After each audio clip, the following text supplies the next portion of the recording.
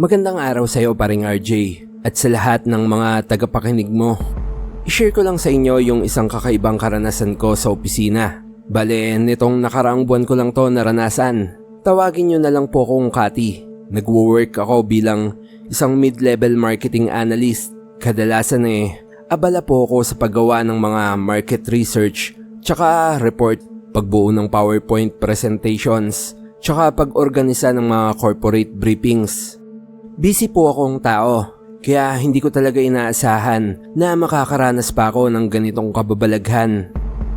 Tanda ko po, mga 9:00 ng gabi yon. Ako lang po yung naiwan sa office. By the way, describe ko lang po ng konti yung opisina namin. Nasa isa po yung moderno na building, sleek po yung design, at open space yung layout niya. Bale makikita mo yung mga rows ng cubicles, as in modern style po ito. At hindi yung tipong nakakatakot at luma yung itsura. Pero kahit ganon, parang nung mga oras na yun bigla na lang po akong kinilabutan. Dahil nga po may deadline yung report ni boss na ginagawa ko at wala namang ibang makakapag-overtime, napilitan po ako noon na magstay ng late sa workstation ko. Nasa desk po ako, nagkakape habang nagtatype sa PC nang bigla pong may kumuha ng atensyon ko na isang tunog. Rinig ko po na may mga maliliit po na yabag. Bale, kung may bata po kayong kasama sa bahay na madalas tumakbo-takbo sa loob, ganun po yung tunog. Una ko nga pong inisip baka may janitor lang na dumadaan. Pero nang lumingon ako, wala akong nakitang tao sa koridor. Bukod doon, malabo namang sa isang adult na tao manggaling yung ganong mga yabag. Magagaan po kasi yung hakbang at medyo mabilis. Bukod doon, parang may kasabay pa nga po yung mahina pero matining na hindi ko alam kung hikbi o parang hagik-hik. Umayos nga ako ng upo nun para kung nalimpungatan. Lumingon-lingon po ako sa paligid pero bakanting mga cubicle lang yung nandun. Babaliwalain ko na nga lang sana at magpapatuloy na dapat ako sa ginagawa ko. Nang biglang may marinig uli akong munting tawa. Napaigtad nga ako sa pagkakaupo nung mga oras na yon. Napakunot yung noo ko. Munting hagik-hik yon na sasabayan pa ng biglang pagtakbo. Tumayo ako noon, tapos lumingon-lingon uli sa paligid. Inakala ko nga po na may batang nantitrip sa akin kasi sa tuwing tatawa siya at lilingunin ko yung pinanggalingan ng tunog, bigla pong tatahimik tapos lilipat po sa ibang pwesto. Para nga po siyang bata na naglalaro ng tagu-taguan. Nung una nga po, pinagbigyan ko pa. Inisip ko na baka may totoong bata na naglalaro sa opisina. Sumigaw pa ako ng, "Ay, huwag maglaro dito ha. At nagwo-work si ate. Baka masira mo din yung mga gamit. Bala ka, babayaran mo yan." Pero matapos ang ilang minuto, maya't maya pa din po yung pagtakbo at paghagik-hik. Sa inis ko nga po, tinanggal ko yung heels na suot ko. Sabay nung narinig ko uli yung tawa mula sa ilalim ng isang desk na hindi naman kalayuan sa akin. Nagmamadali po akong tumakbo papunta doon. Dumukwang ako sa ilalim. Pero sa laking gulat ko wala pong tao. Doon nga po ako kinabahan. Tatayo na nga sana ako nung may biglang tumawag sa akin. Ma'am Kati, may problema po ba? Nagulat ako. Pero nung lingunin ko si Mang Pido lang pala, yung janitor namin sa office. Mang Pido, kayo lang pala. Ginulat niyo naman ako. Wika ko. Ma'am, anong sinisilip niyo dyan? Kuya, parang may bata kasi. Nakakainis Hindi ako makapag-focus sa ginagawa ko. Takbo ng takbo tapos parang nakikipagtagu-taguan pa sa akin. Napangiti naman si Mang Pido sa sinabi ko. Sabay wikang, si Junjun siguro yun ma'am. Hayaan nyo na po at mabait naman yun. Mahilig lang talaga maglaro-laro yun dito pag gabi. Junjun? Sino yun? Apo nyo? Naku Mang Pido, kung pwede lang ha. Huwag nyo paglaruin dito dahil baka makasira ng gamit.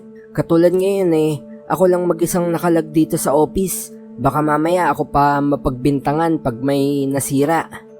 Napangiti na nga lang sabay napakamot ng ulo si Mang Pido sa mga sinabi ko. Bumalik na ako sa pagtatrabaho nun. At sa awa naman ng Diyos, Natapos ko na din naman yung mga kailangan kong gawin. Lumipas nga po yung ilang araw.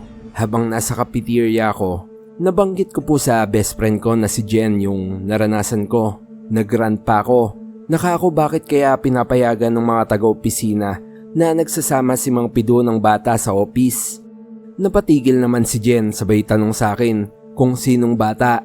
Wala naman daw ibang kamag-anak si Mang Pido dahil at nasa probinsya. Sinabi ko naman yung naranasan ko nung gabing nag-overtime ako. Nakita kong namilog yung mata ni Jen.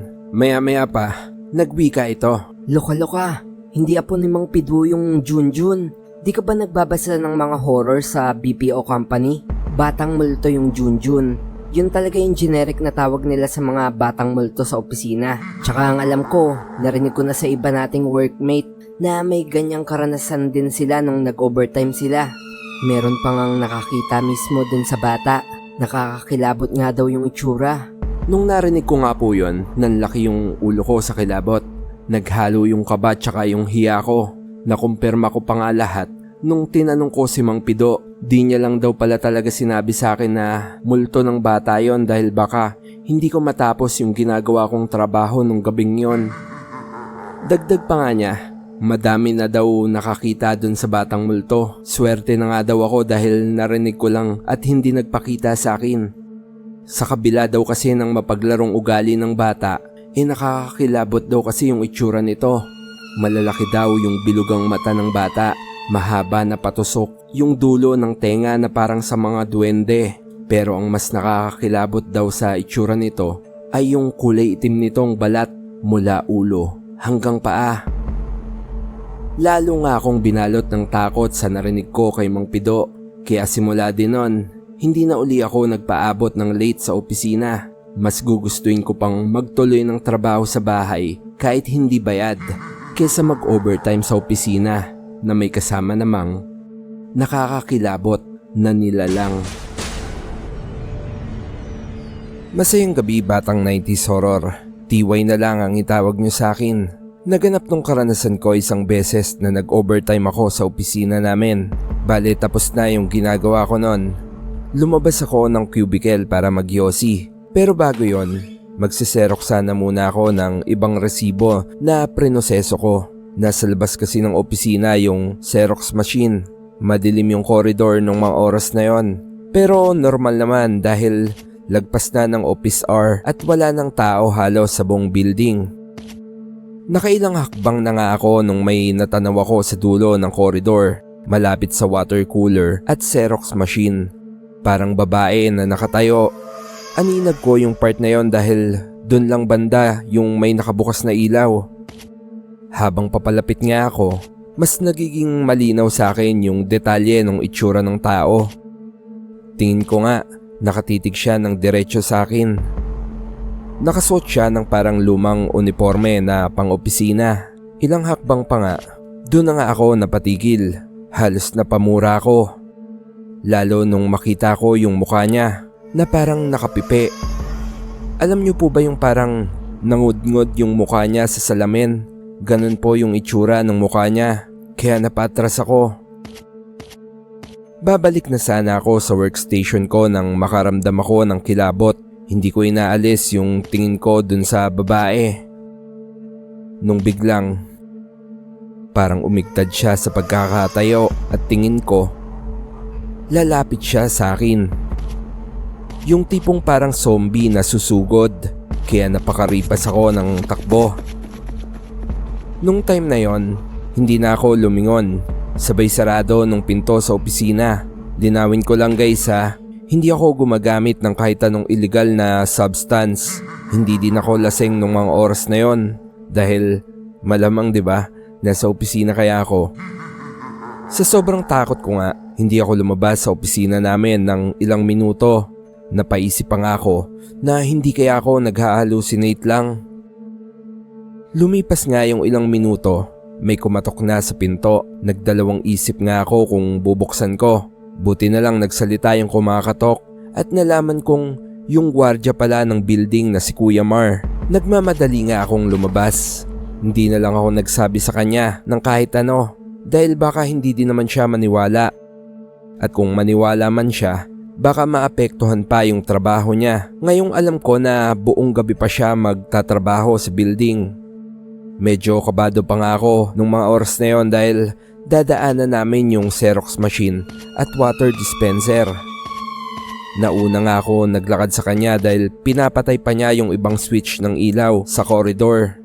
Nung makalagpas nga ako sa Xerox machine, tatakbo na nga sana ako pababa nang biglang, "Ay, sir, may naiwan pa yatang Xerox dito sa Xerox machine." Wika ni Kuya Mar.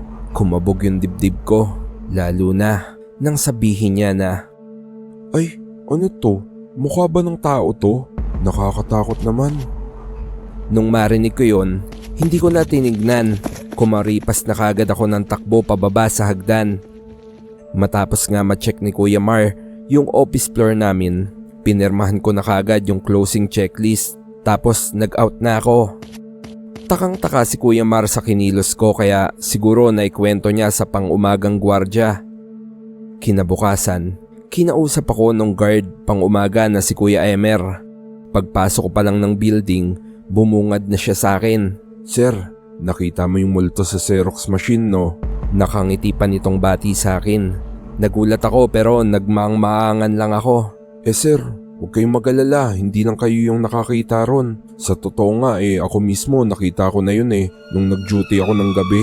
Palagay ko nga, multo yun na napasama sa Xerox machine sa opisina nyo Dahil dun lang naman nagsimula nung dumating yung machine na yun. Siguro haunted talaga yun. O baka na-attract lang yung espiritu dahil dun sa kakaibang tunog ng makina. Nagulat nga ako sa sinabi ni Kuya Emer. Pero kahit paano, nakampante ako na hindi naman pala ako nababaliw. Kasong problema, ibig sabihin may multo talaga sa office building namin. Simula nga nun, hanggat maaari hindi na ako nag-overtime at kung mag-OT man ako, sinisigurado ko na may kasama pa ako sa opisina. Hanggang sa pag-uwi.